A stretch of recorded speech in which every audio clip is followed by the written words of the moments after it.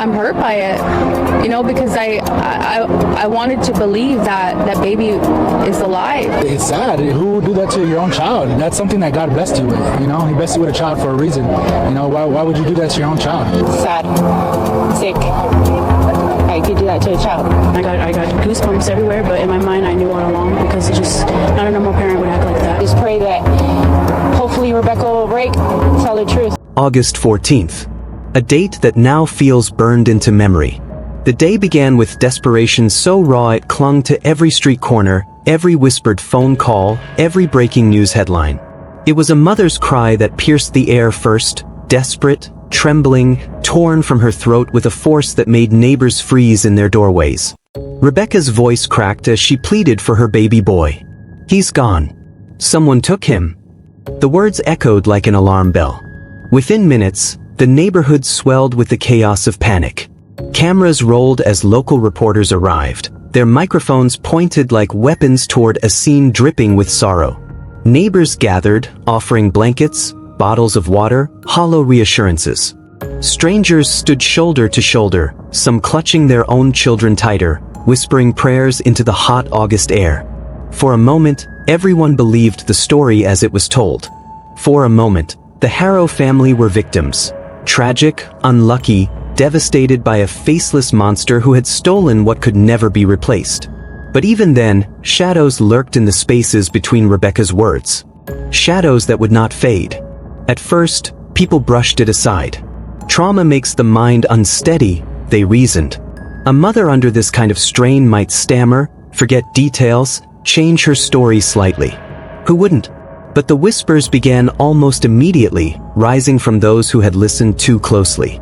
Rebecca's statements wavered, sometimes in tone, sometimes in substance. One minute the timeline unfolded neatly, like something rehearsed. The next, it collapsed under its own weight, the pieces refusing to fit together. The police noticed. Reporters noticed.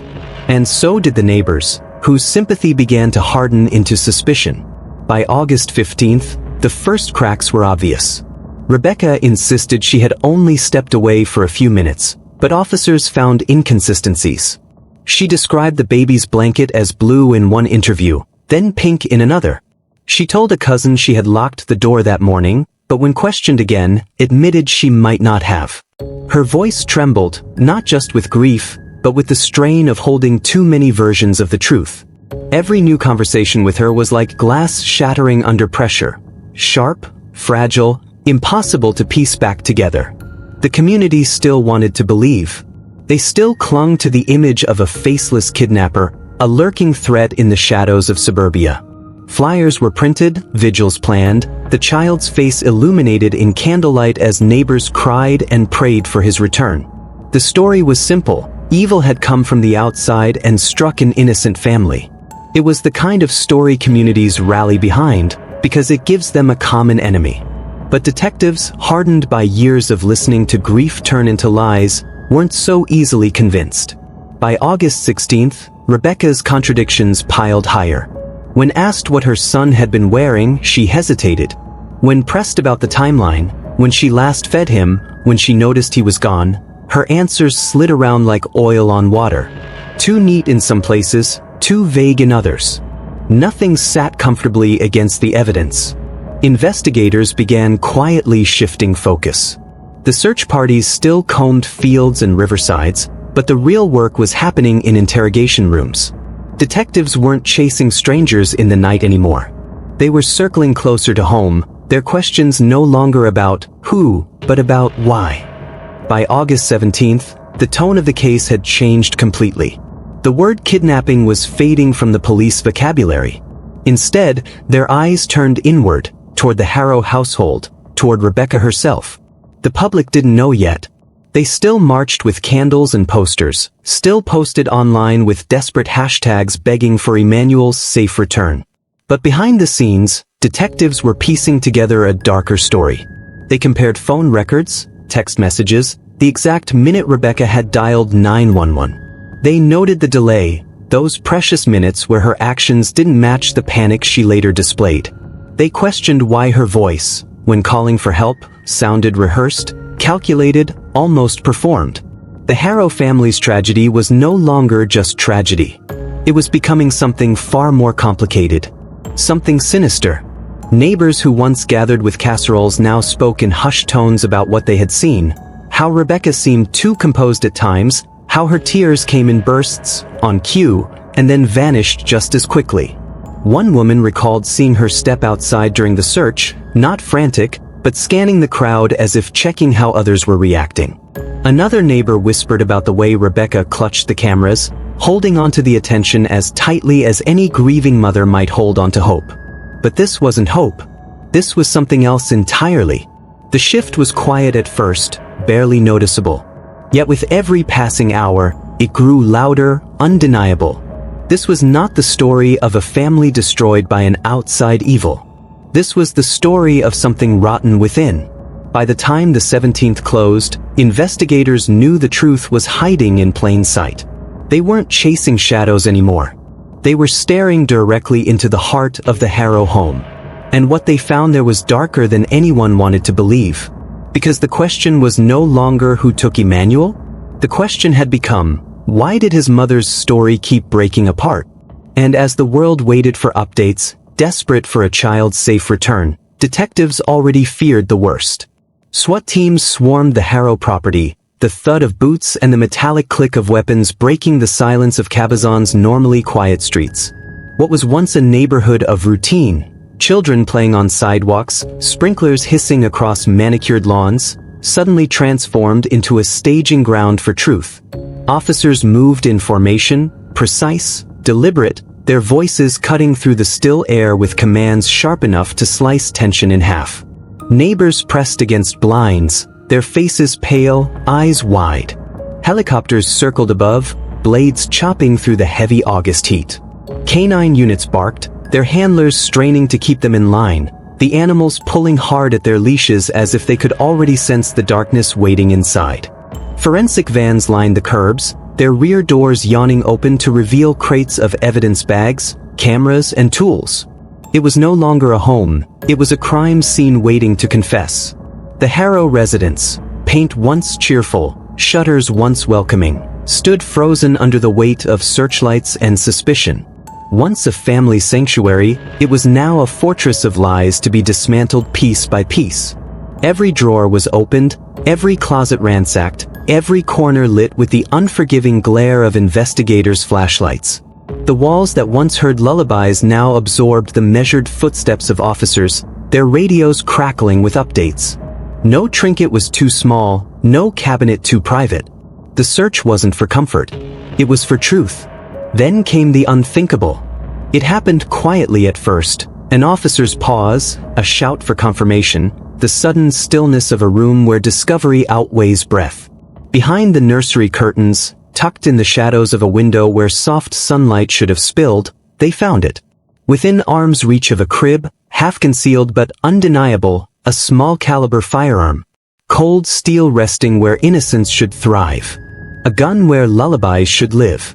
Officers froze, the gravity of the find sucking air out of the room. This wasn't just negligence. It wasn't just a mistake. It was a silent danger, a contradiction to everything a nursery is meant to be. A crib is supposed to be a haven, a fortress of safety for a child who can do nothing but trust the arms that hold him. Yet here, within the very walls meant to nurture, sat an object of death. Investigators studied the weapon with the precision of surgeons, gloved hands lifting it carefully, marking its exact position, photographing every angle. The metal was cold, indifferent, unforgiving. But the meaning behind it was anything but indifferent. It screamed volumes. This was not protection. This was not a tool of safety kept responsibly locked away, hidden from curious hands. This was a threat, deliberate or careless, it didn't matter. Its placement within reach of a crib painted a picture far darker than any protective narrative could cover. The very symbolism of it was damning. A gun beside a cradle. A weapon beside innocence. Life and death separated only by inches of fabric and wood. For neighbors, news of the discovery spread like wildfire. Whispered first between families peeking from porches, then flooding social media feeds where rumors became certainty. Parents shuddered, clutching their own children tighter, imagining what horrors might have unfolded had tiny fingers ever brushed against that cold trigger. For investigators, the find deepened the case into something more sinister. The narrative of a grieving mother, blindsided by a cruel world, was unraveling strand by strand. What had been painted as an abduction now looked like a house of secrets.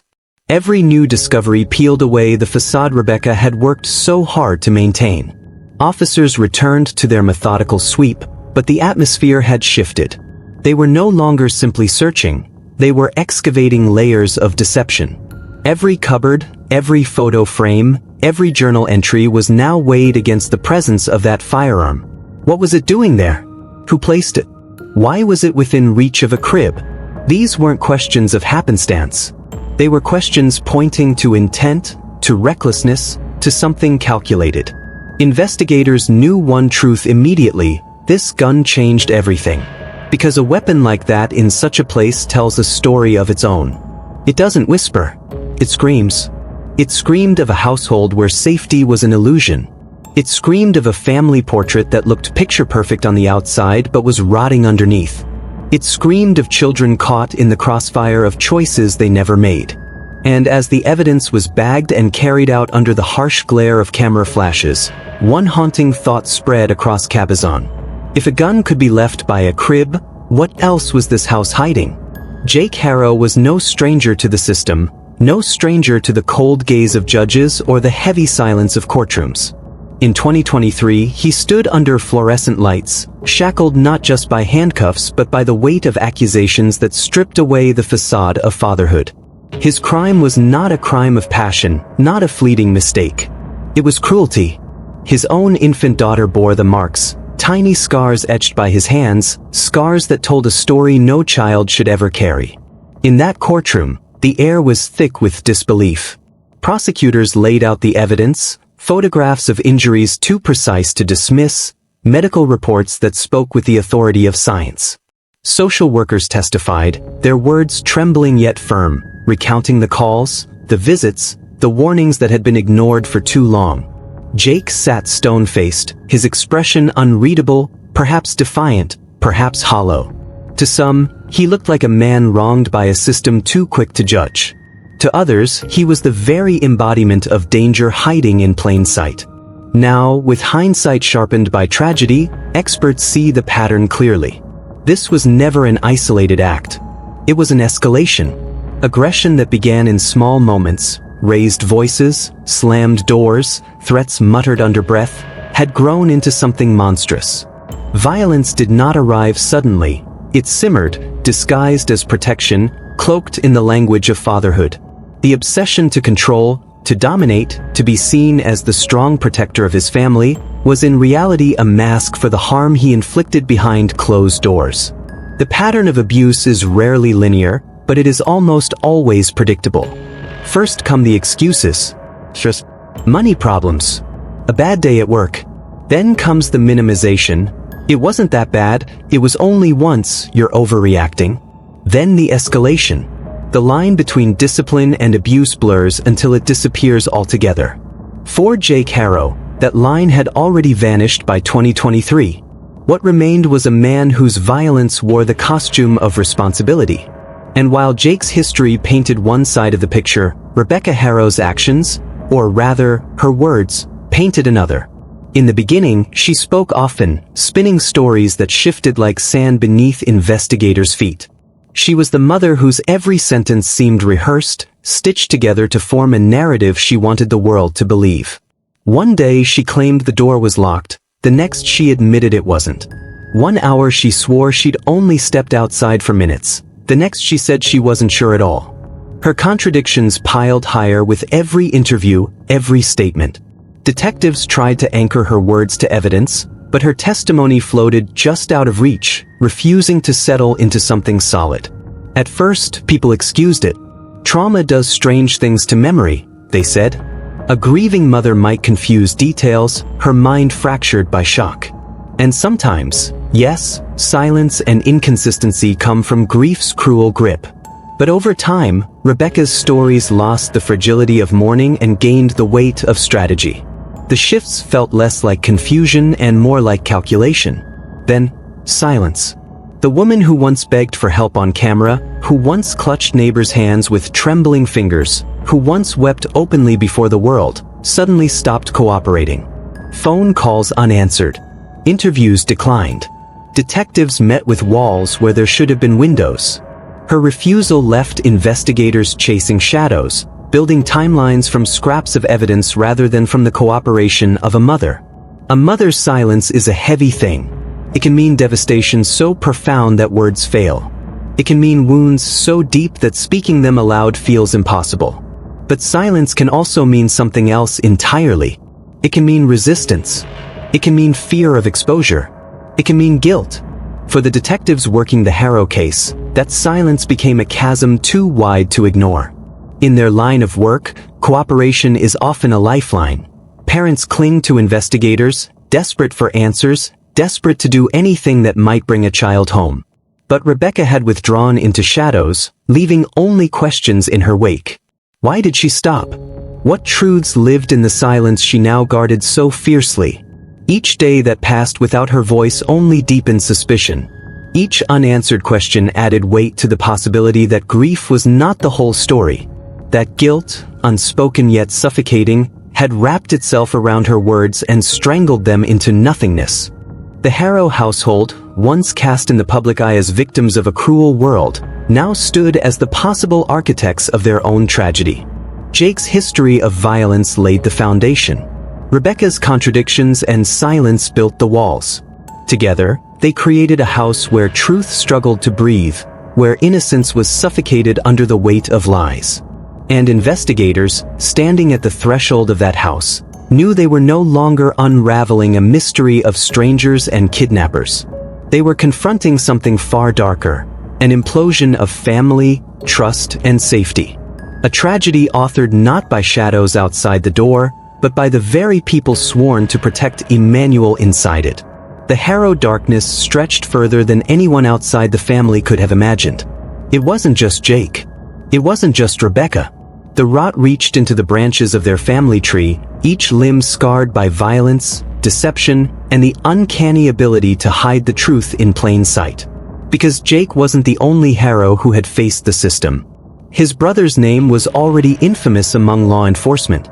A man convicted of murder, not just killing, but killing with calculations so disturbing it sent shivers through courtrooms and scarred detectives who thought they had seen everything. He wasn't sloppy. He wasn't reckless. He was meticulous, precise, and chillingly creative. This brother didn't simply commit crimes. He staged them. He dressed them in masks and costumes, arranging scenes so convincingly that even seasoned investigators, men and women with decades of experience, walked away fooled at first glance. Evidence was planted. Narratives sculpted. Alibis spun so tight they almost held under pressure. It took time, relentless pursuit, and luck for the truth to crack through. But when it did, it revealed something terrifying. Deception wasn't just a tool in this family. It was an art form. Lies ran in the bloodline. The Haros didn't just live with secrets. They weaponized them. They carried them like sharpened blades, wielding falsehoods as both shield and sword. To the outside world, they were a family like any other. Parents, siblings, aunts, uncles. Behind closed doors, they were players in a generational theater of deception, each one perfecting the craft of manipulation. To survive as a Haro was to learn the language of denial, to master the act of misdirection, to protect the family name not with truth, but with carefully curated lies. This wasn't coincidence. It was culture. A legacy of silence. A generational curse that left Emanuel trapped in the middle of a bloodline that fed on distortion. The firearm was just the beginning. Its discovery behind the nursery curtain was like the first stone kicked loose in a landslide. Once it shifted, the rest followed with a force no one could contain. Because a gun by a crib isn't just an object. It's a symbol. It's the doorway into the darker questions authorities had long feared but hadn't yet spoken aloud. If a weapon could be left where a child slept, what else was possible inside that home? As detectives dug deeper, every lie, every silence, every contradiction circled back to the same unrelenting question. It was a question that no vigil, no social media campaign, no carefully worded family statement could silence. Where is Emanuel? Not the Emanuel of smiling baby photos or flickering candlelight vigils. Not the Emanuel whose name appeared on flyers stapled to telephone poles. The real Emanuel. His body. His presence. His truth. Where had he gone? Was he buried beneath the earth? Hidden in some shallow grave, covered in dirt that no amount of digging hearts could ever cleanse? Did the earth itself now hold his secrets, silent and heavy, while his parents spoke in circles above it? Or was he hidden in plain sight? Was he closer than anyone dared imagine, concealed within reach of those still searching, tucked into a space so ordinary it had been overlooked again and again? A freezer, a crawlspace, a storage bin, places too mundane to draw suspicion but too cruel to ignore once discovered. Detectives replayed every detail, every angle. The Haro family's history of staging and deception made them question everything twice. Could the crime scene itself be a performance, a set designed to distract? Was Rebecca's silence not grief, but strategy? Was Jake's stone-faced demeanor not shock, but the calm of someone rehearsing a role he'd seen his own brother perfect years before? The echoes of Emanuel's absence rattled through Cabazon. They grew louder in the homes of neighbors who once prayed with hope but now whispered with dread. They buzzed through the minds of detectives who, even off-duty, couldn't stop sketching theories on napkins and notebooks. They weighed on the community like a storm cloud, heavy and oppressive, promising a downpour of truth no one was ready to face. Because Emanuel's case was no longer just a story of a missing child. It was a generational crime. A collision of inherited violence and cultivated lies. A tragedy rooted not in a single moment, but in years of patterns, behaviors, and bloodlines that bent toward destruction. And until Emanuel was found, every shadow on that quiet Cabazon street carried suspicion. Every whisper held weight. Every silence screamed louder than words. The question would not let go. Where is Emanuel? Buried beneath the earth? Or hidden in plain sight? The Haro property was no longer a home. Whatever warmth had once lived within its walls was gone, replaced by the cold hum of generators, the flashing strobes of police vehicles, and the steady march of boots across dirt. It was no longer a place where family dinners unfolded or where children played in backyards. It was a grid of suspicion, each square marked, measured, and dissected by investigators who knew that somewhere in this expanse, truth was buried. Every structure on the land became a suspect in itself. The barn, once a storage space for tools and family clutter, was cordoned off with yellow tape. Its doors swung open, revealing shadows that swallowed the beams of flashlights. Investigators moved slowly, each step deliberate, their gloves brushing against walls that smelled of oil, hay, and secrets. The storage shed, tucked behind a row of weeds, was emptied box by box, its contents catalogued, its dust disturbed for the first time in years. Even the crawl spaces beneath the house, tight, suffocating, barely wide enough for a grown man to maneuver, were explored, every inch of darkness mapped out by flashlights and crawling bodies determined to leave nothing hidden. Above it all, drones circled. Their faint mechanical hum blended with the cicadas in the summer heat, their lenses capturing images the human eye might miss. From overhead, the Haro property resembled an excavation site, its boundaries outlined by tape, its soil turned by shovels, its secrets forced upward into the daylight. No space was dismissed as too small, no corner considered too trivial. Every inch had to speak, because silence was no longer an option.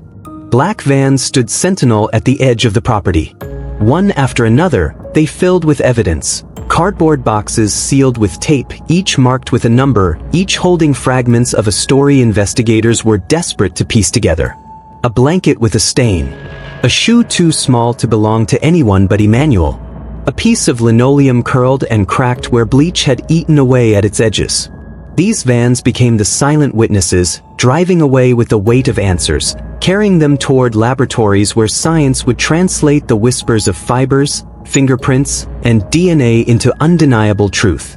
Inside the house, the transformation was even more jarring. The walls, once decorated with family photos, calendars, the casual clutter of ordinary life, were stripped bare. Nails jutted from empty spaces where frames had once hung. Linoleum flooring was peeled back in long, curling sheets, exposing the raw wood beneath. Investigators crouched low, scraping samples, swabbing stains, shining UV lights that revealed what the naked eye could not. Floorboards were pried open, one by one, until the skeleton of the house itself was laid bare.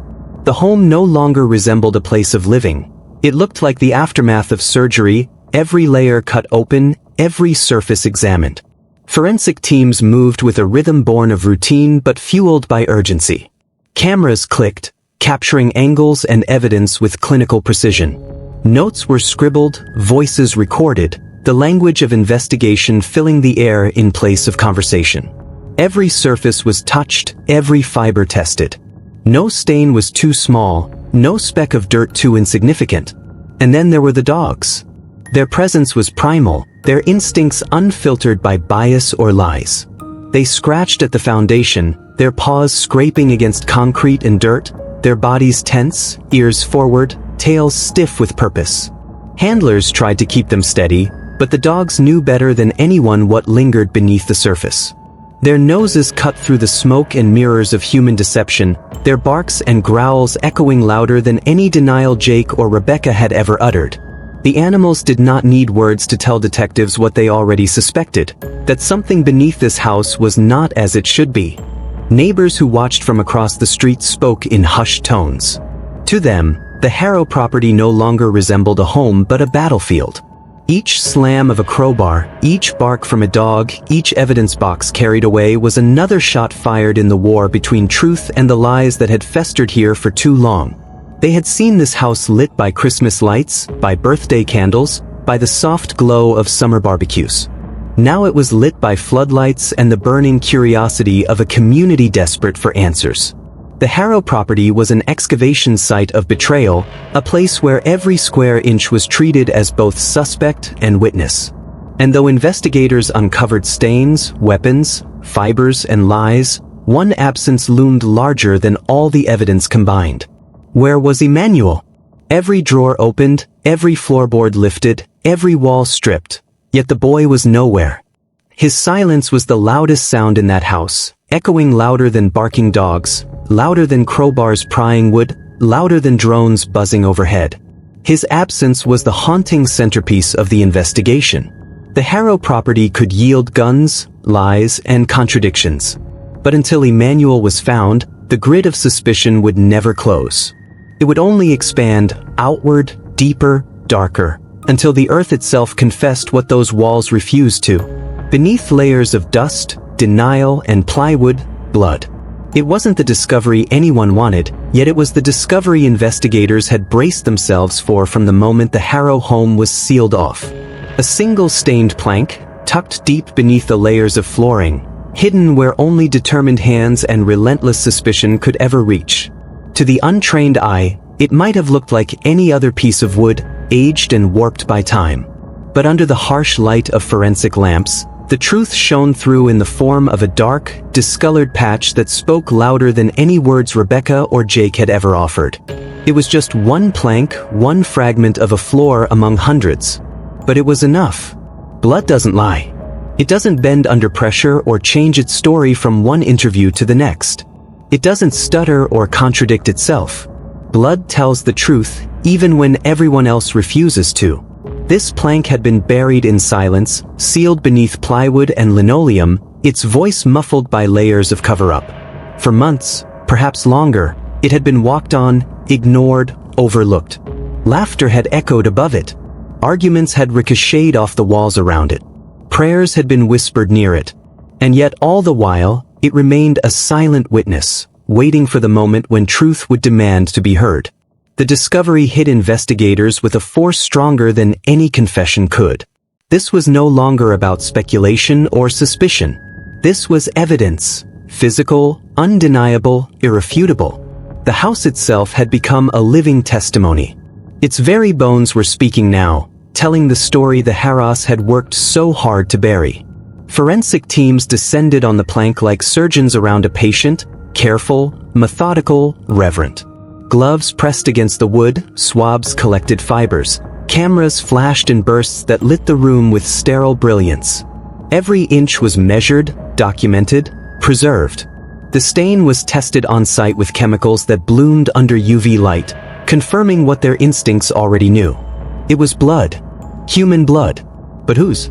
That question carried a weight too heavy for the walls to hold. If it belonged to Emanuel, then the Haro home was no longer just suspicious, it was the scene of his final moments. If it belonged to someone else, it opened another labyrinth of questions about the family, the violence that threaded through their history, and the secrets still lying in wait. For the detectives who had spent days combing through contradictions, this moment felt like the house itself had finally broken its silence. As though it, too, could no longer endure the weight of deception pressed into its frame. Every crack in the plaster, every scratch on the wood, every hidden stain was part of a testimony written not in words but in wounds. Neighbors watching from their porches saw only the boxes being carried out, the evidence bags marked and sealed. But inside those walls, something irreversible had happened. The Haro residence had shifted from a place of denial to a place of revelation. Its silence was over. Blood speaks differently than tears. It doesn't wash away with time or excuse itself with grief. It lingers, clinging to surfaces long after memory fades. And here it was, rising from beneath the very structure of a home that had been marketed to the world as safe, as ordinary, as unremarkable. The stained plank was small in size but vast in implication. It proved that violence had crossed the threshold of this house. That whatever story Rebecca had spun, whatever protective image Jake had tried to project, the truth had seeped into the wood itself.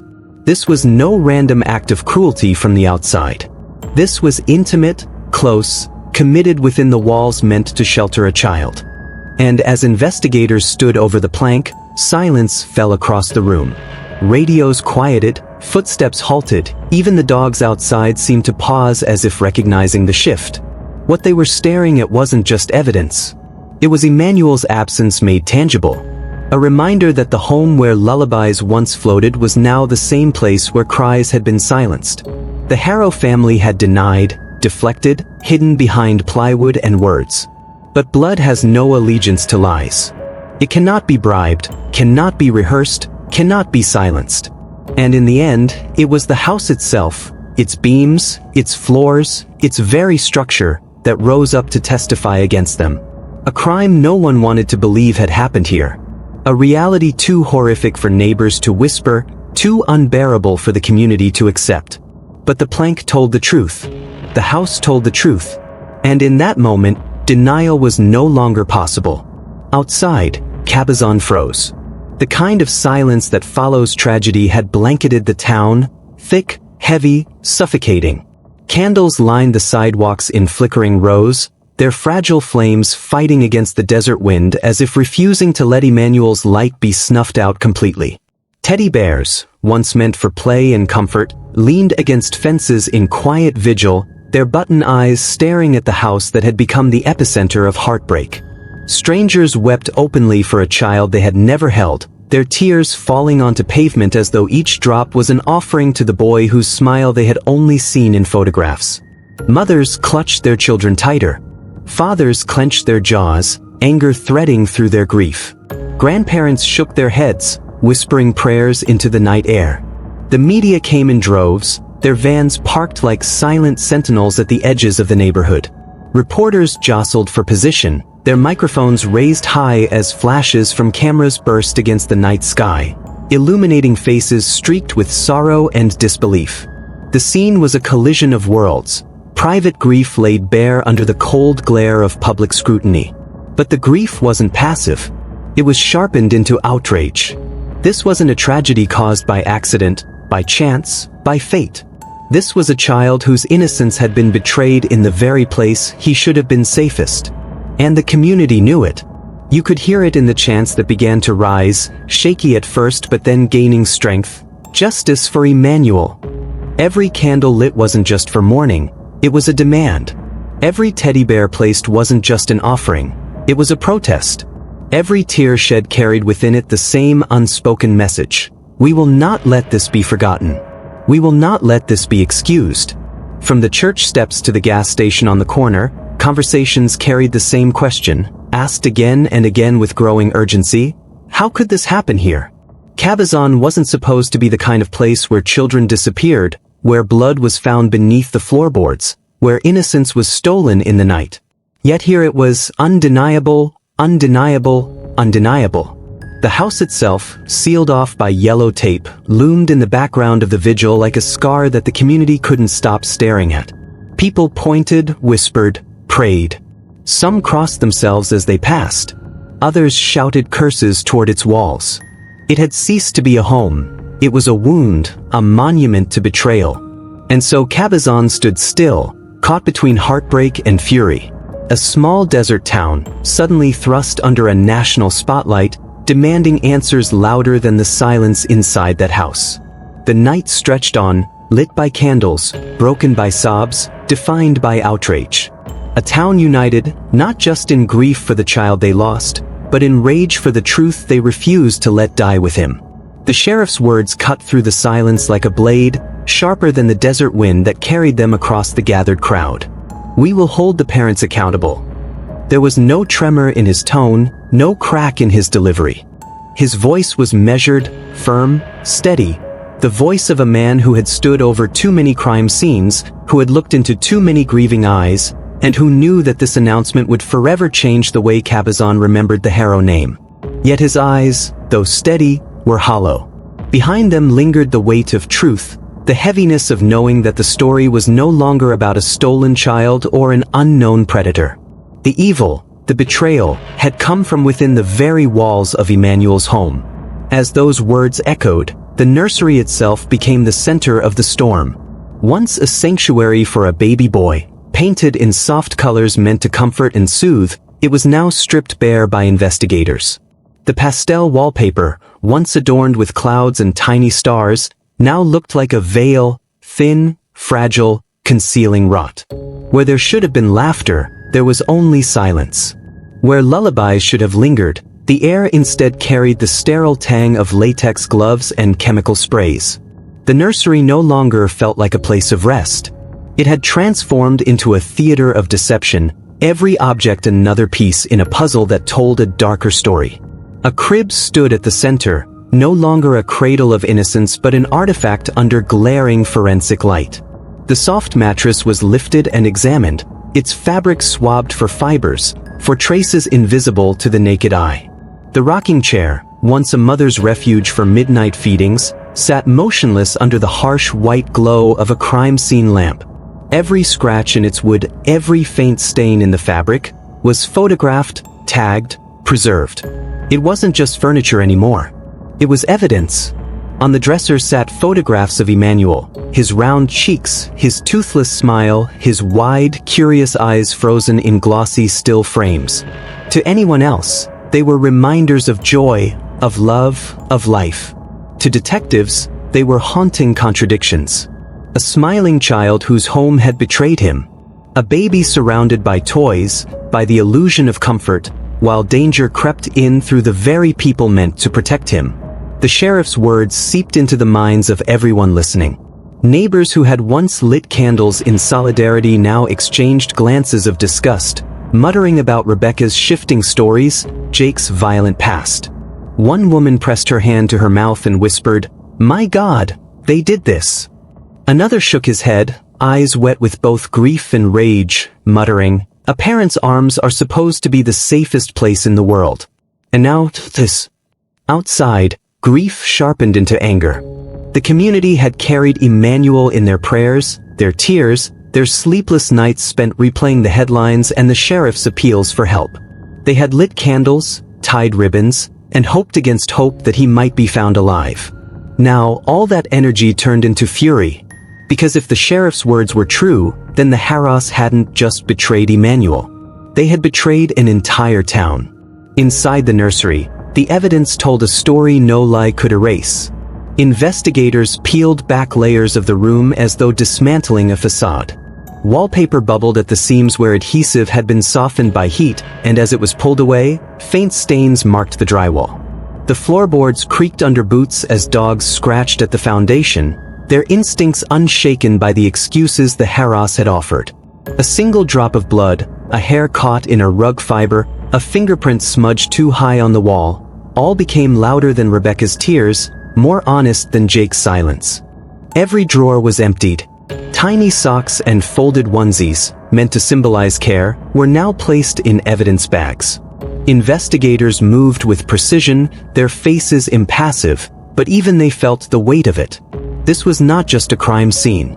This was a betrayal wrapped in pastel fabric and soft lullabies. The sheriff spoke again to the cameras, his jaw set, his voice unwavering. No child should face danger in their own home. No parent should ever turn their house into a place of fear. This investigation is ongoing, but I assure you, justice will come. The words carried across the neighborhood, into the candles still burning on the sidewalks, past the teddy bears pressed against fences, and deep into the hearts of strangers who had adopted Emanuel as their own. But behind that promise was a chilling undertone. Because everyone now knew, the Haros weren't just suspects. They were the focus. The town buzzed with conversation long after the sheriff's statement ended. Groups clustered together on street corners, dissecting every inconsistency, every rumor they'd heard in hushed tones. One neighbor recalled how Rebecca's story seemed rehearsed, how she would shift when pressed for details. Another remembered Jake's temper, how loud arguments had rattled through the walls late at night. We all wanted to believe them, one woman said softly, clutching her child. But deep down, I think we knew. Back inside the nursery, the crime scene tape fluttered slightly as air moved through the cracked window. The mobile still hung above the crib, its stars and moons dangling weightlessly, spinning slowly as though mocking the chaos below.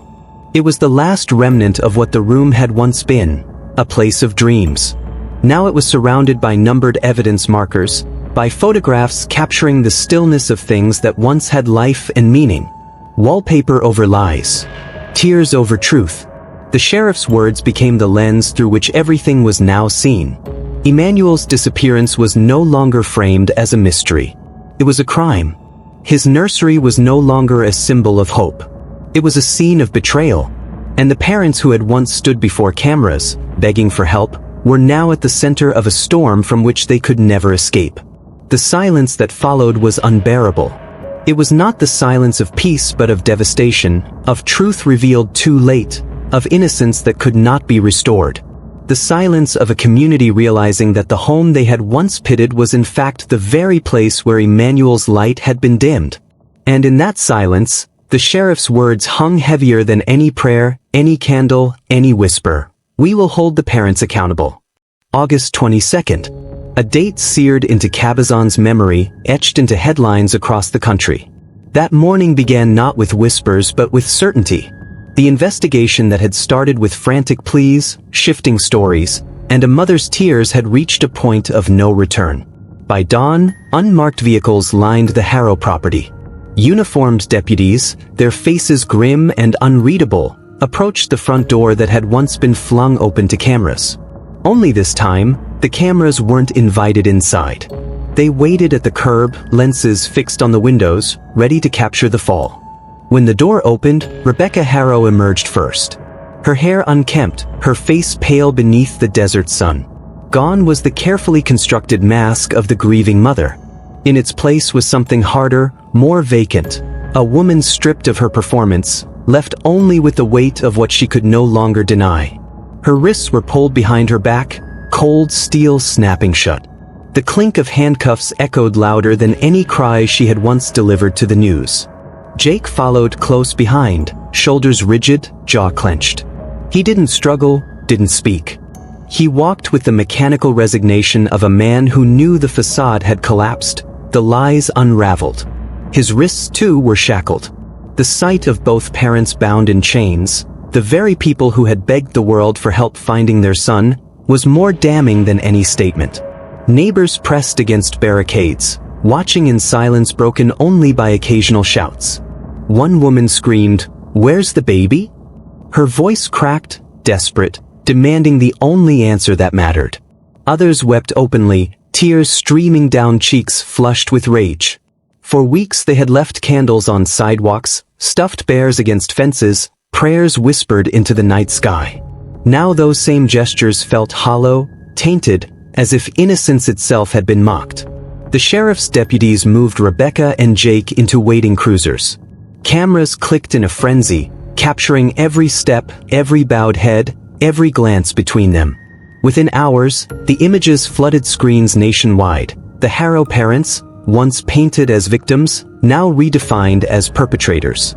News anchors spoke with tones of shock and finality. The kidnapping story, one announced, has been confirmed as a fabrication. Words that settled like ash over the entire nation. In living rooms from California to New York, families sat in stunned silence, watching the footage play again and again. The story that had first broken hearts was now breaking trust. Viewers saw not just the arrests but the betrayal. How could a mother cry on camera, begging strangers to find her child, while knowing those pleas were built on lies? How could a father, once silent behind his wife's shifting stories, allow the world to search for a child he had already lost? The courtroom doors closed behind them, but the questions spilled into the streets, the headlines, the conversations at dinner tables. Held without bail. Both of them. That fact alone spoke volumes. Judges don't deny bail lightly. It meant the system itself saw danger in release, danger in freedom, danger in giving either parent a chance to slip away before the full truth emerged. And yet, as shocking as the arrests were, they didn't resolve the deepest wound. The nation, the community, the grieving neighbors still asked the same question with voices trembling and fists clenched. Where is Emanuel? Because handcuffs can silence a liar. They can punish betrayal. They can cage a predator. But they cannot bring back a missing child. They cannot uncover a body. They cannot explain the final moments of a baby whose life had been stolen long before the morning cameras rolled. The Haros arrest was a chapter closed, but it opened a darker one. A trial would come. Charges would mount. Details would unravel in courtrooms filled with lawyers, jurors, and flashing bulbs. But in Cabazon, in the vigil still lit with candles, in the small shoes left at the base of Emanuel's photograph, the truth mattered more than the process. Parents in handcuffs meant nothing until the baby boy they betrayed was found. The cameras caught Rebecca turning her face as she was led into the cruiser, as though hiding from the very spotlight she once sought. Jake stared straight ahead, unflinching, his silence as damning as Rebecca's tears had been false. The crowd watched until the sirens faded, until the cruisers disappeared down the road. And then the silence grew heavier, because the arrests had confirmed the lie. But the handcuffs hadn't answered the question that haunted everyone's dreams, every prayer, every vigil candle flickering in the night. Where is Emanuel? Buried in the earth? Hidden in plain sight? Or lost forever to a darkness only his parents could explain? Emanuel's body has never been found. That fact, more than the arrests, more than the shattered lies, is what keeps this case alive in the public imagination. Without a body, without the final piece of truth, the story remains fractured, unfinished, unresolved, suspended between speculation and silence. The absence is louder than any discovery could have been. It gnaws at detectives, it poisons the community, and it ensures that every sleepless night in Cabazon ends with the same haunting thought. What really happened to Emanuel? The search for him stretched far beyond the Haro property. Crews scoured dry riverbeds, sifted through desert soil, combed through barns and abandoned sheds. Canines picked up scents that led to dead ends. Drones scanned acre after acre of barren land, tracing paths through the dust. Yet, no matter how many hours, no matter how many boots hit the ground, the answer never came. Emanuel was gone, but not erased. His presence lingered in absence, his tiny shadow cast across every lead that ended in nothing. And so, where evidence faltered, whispers filled the void. Rumors began to take on a life of their own. Some said a third person had been involved, someone who slipped between the cracks of the official investigation. A family member? A friend? A stranger who saw opportunity in chaos? Others whispered darker theories, that the crime scene itself had been staged, manipulated not just by Rebecca and Jake, but by another set of hands. A cover-up, layered and deliberate, crafted to obscure truth in a haze of false leads. These theories weren't without fuel. The Haro family already carried shadows in their bloodline. A brother infamous for staging a murder scene so convincing it fooled seasoned detectives. That detail, once a footnote, now burned like gasoline on open flames. Could that same ingenuity have been passed down? Could this be another deception, another crime choreographed to mislead? But whispers, no matter how loud, aren't evidence. They live in the margins, in social media posts, in hushed conversations at the edge of candlelight vigils. They inspire suspicion, ignite fury, but they do not close cases. Detectives know this all too well. They can't put rumors on the stand. They can't file charges against shadows. And yet, the whispers refuse to die. Every time investigators announce another dead end, the theories resurface, more insistent than before. Some locals swear they saw an unfamiliar car near the Haro property in the days before Emanuel vanished. Others insist that Rebecca made phone calls the police haven't released to the public. A few go further, claiming that the truth lies in silence, that someone else in the Haro circle knows exactly what happened and has chosen loyalty over honesty. The lack of a body is what gives these whispers oxygen. In many ways, a missing child without remains becomes both everywhere and nowhere.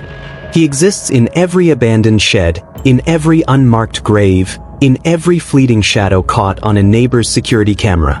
Without a body, Emanuel's story belongs to speculation as much as it does to fact. The legal system demands something more. Prosecutors can weave together timelines, inconsistencies, histories of abuse. They can point to lies told, to evidence found in the home, to contradictions Rebecca and Jake never resolved. But without Emanuel's body, every courtroom battle is built on fractured ground. Defense attorneys thrive in that fracture, exploiting the absence, planting seeds of doubt in the soil already tilled by rumor. For Cabazon, that absence feels personal. The community doesn't just want justice in theory, they want Emanuel laid to rest, his small body found and carried to a place of peace. They want a grave to visit, a headstone to touch, a space to leave flowers and prayers. Without that, grief has no outlet. Outrage has no closure. Hope has no direction. And so the whispers continue. They circulate in grocery store aisles, in church pews, in the comment sections of news articles. They paint pictures more vivid than the evidence allows. Some say Emanuel was hidden in the desert, buried under layers of sand that will never be disturbed. Others believe he was placed somewhere closer, hidden in plain sight, his presence masked by lies so carefully crafted that even investigators can't untangle them. The truth is this: Emanuel's story is a wound that cannot heal without resolution. His absence isn't just physical, it's emotional, spiritual, communal. And until that final piece is uncovered, the questions will remain, multiplying with every year that passes. Where is Emanuel? Was it only Rebecca and Jake, or was there someone else standing in the shadows of that house? Was the crime simple in its cruelty, or far more orchestrated than anyone dares to believe? Until a body is found, the answers will drift like whispers through Cabazon. Whispers that may never be evidence, but will always carry the weight of truth unspoken. A nursery meant for lullabies became a chamber of silence. What was once designed as a place of warmth, filled with gentle songs, midnight feedings, and the quiet hum of parental love, now stood hollow. The pastel wallpaper, chosen to calm a child into dreams, looked less like decoration and more like a mask hiding rot beneath.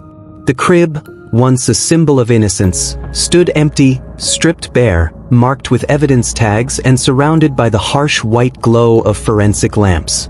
In that room, where laughter should have bloomed, there was only the suffocating quiet of loss. And in the eyes of the world, a father and mother became suspects. Rebecca, who once begged into the cameras with trembling hands and teary eyes, was no longer seen as a grieving mother but as a woman caught in her own contradictions, her lies unraveling like thread pulled too tight.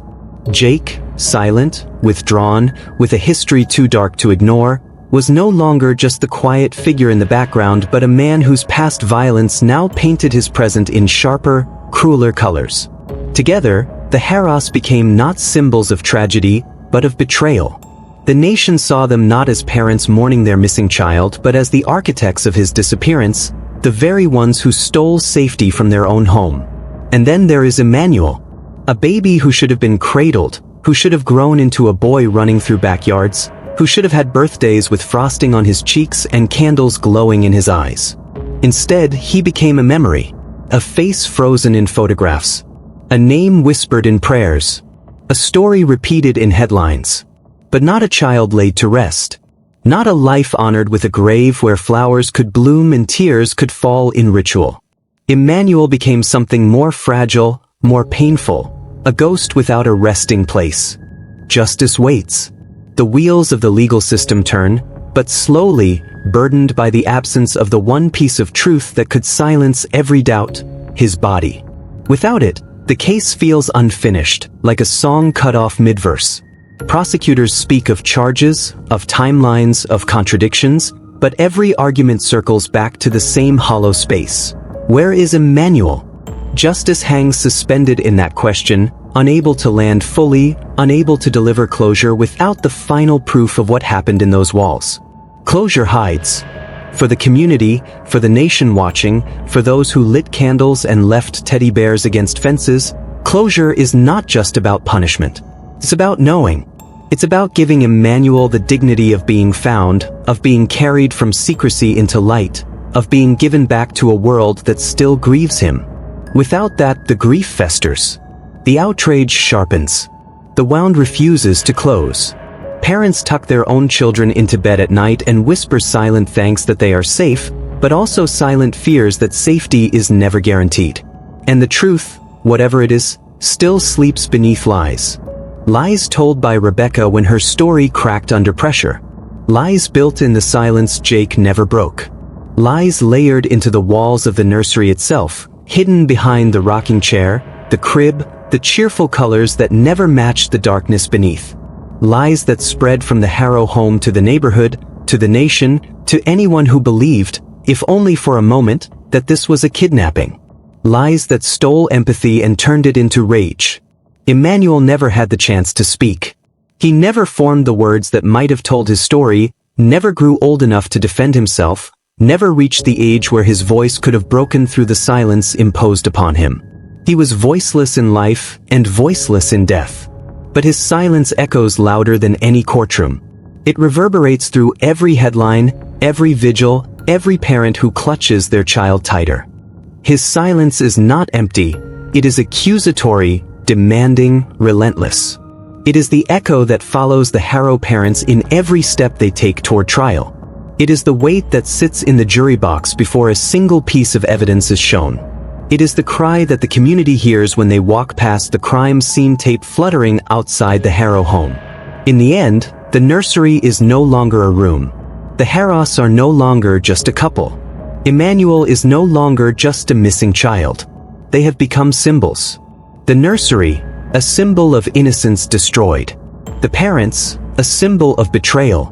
Emanuel, a symbol of truth lost, but not forgotten. And until the silence is broken, until his body is found, until justice speaks louder than lies, Emanuel's echo will remain. Not gone, not erased, but present, in every unanswered question, every vigil candle, every courtroom seat waiting for a verdict that can never feel whole without him.